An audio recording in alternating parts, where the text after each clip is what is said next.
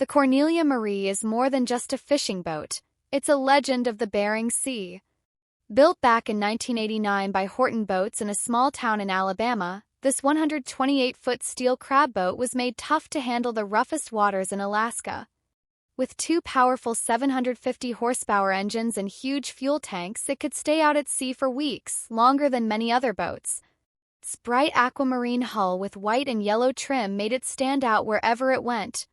For over 10 years, the Cornelia Marie was known for its strength, endurance, and the hard work it took to survive the brutal crab fishing seasons. The boat's name has a special story behind it. It was named after Cornelia Marie Collins, the wife of the original owner, Ralph Collins. She wasn't just a name on the side of the boat, she was a partner who helped run the business behind the scenes. Even after their marriage ended, Cornelia stayed part owner, and the name never came off the hull. This personal connection gave the boat a unique identity, making it more than just a vessel. It was a symbol of family and partnership. Over time, millions of fans came to know and love the Cornelia Marie, not just for its fishing but for the story it carried. At the heart of the Cornelia Marie's story was Captain Phil Harris. Phil was a man who lived and breathed the sea. He grew up in a small town in Washington, learning to fish with his father from a young age. Known for being tough, quick-witted, and a chain smoker, Phil was a captain who demanded respect but gave it in return. He treated his crew like family, pushing them hard but always looking out for them. Fans connected with his honesty and humor, making him one of the most beloved figures on Deadliest catch. Phil's presence was the soul of the Cornelia Marie, and his leadership shaped the boat's reputation. Phil's life wasn't easy. He struggled with addiction and personal problems, including 2 divorces. But when it came to the boat and his crew, he gave everything he had. He pushed through storms, long nights, and the dangers of crab fishing with relentless determination. In 2008, Phil suffered a serious health scare with a pulmonary aneurysm but refused to quit. Then, in 2010, while offloading crab, he had a massive stroke.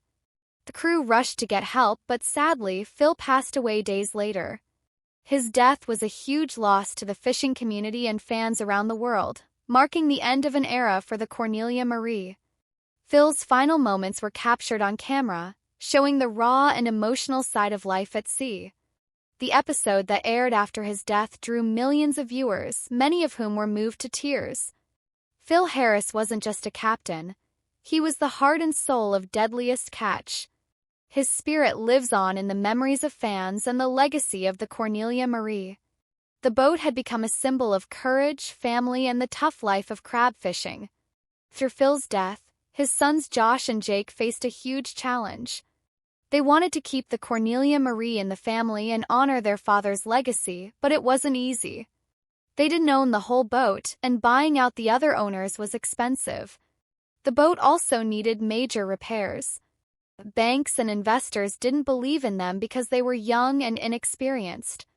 On top of that, there were family tensions, especially with Cornelia Marie Collins, who still owned a big part of the boat. Negotiations were tense, and the brothers had to fight hard to keep the boat going. Crew felt the pressure too. Derek Ray, a friend of Phil's, stepped in as captain for a while, but his strict style didn't sit well with everyone, especially Jake.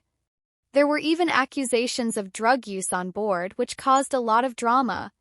The boat that had once been united under Phil's leadership now felt divided. When crab catches were low, the crew got frustrated and almost mutinied. It was a tough time for the Cornelia Marie, full of conflict and uncertainty. Despite all this, Josh didn't give up.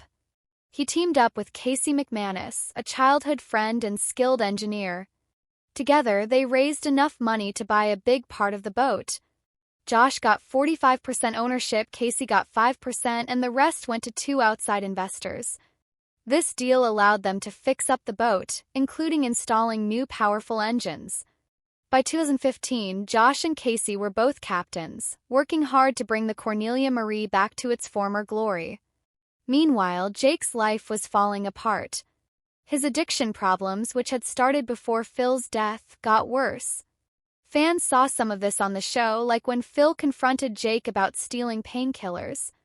Jake was arrested multiple times for DUI, drug possession, and even car theft.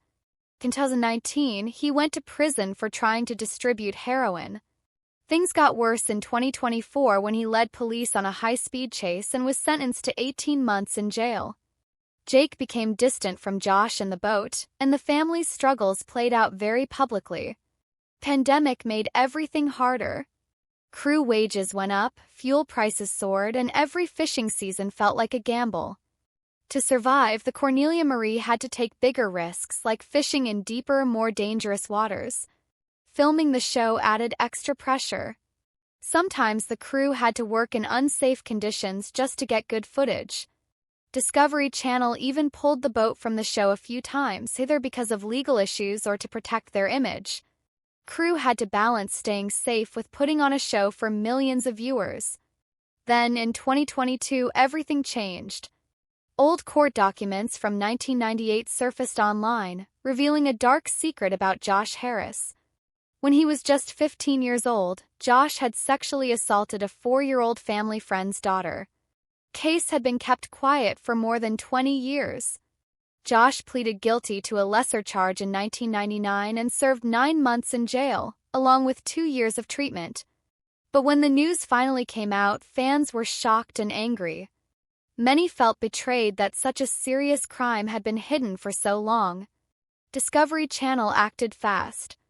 They cut all ties with Josh and removed every episode featuring the Cornelia Marie from streaming platforms. Old promotional posts and tweets disappeared too. The network wanted to distance itself completely from the scandal. Fans had mixed feelings. Some praised Discovery for taking quick action, while others were sad to see the Cornelia Marie disappear from the show. Casey McManus, who had nothing to do with Josh's past, also lost his contract and was removed from the show. Many fans thought that was unfair since Casey had always been respected and worked hard to keep the boat running. In 2024, the Cornelia Marie got a fresh start. Taylor Jensen and a group of partners bought the boat, with Jake Albanino stepping in as the new captain. The new owners promised to focus on fishing and not on fame. For the first time since Phil Harris's death, the Cornelia Marie was no longer tied to the Harris family. Fans were excited to see new faces and a new chapter for the boat. The legacy of the Cornelia Marie would continue, but in a different way. Looking back, the story of the Cornelia Marie is full of highs and lows. It's about family, hard work, tragedy, and redemption. Phil Harris's spirit still lives on in the memories of fans and the history of the boat. But the Harris family's struggles remind us that even legends have their dark sides. The future of the Cornelia Marie is uncertain, but one thing is clear: the sea keeps moving and so must the story.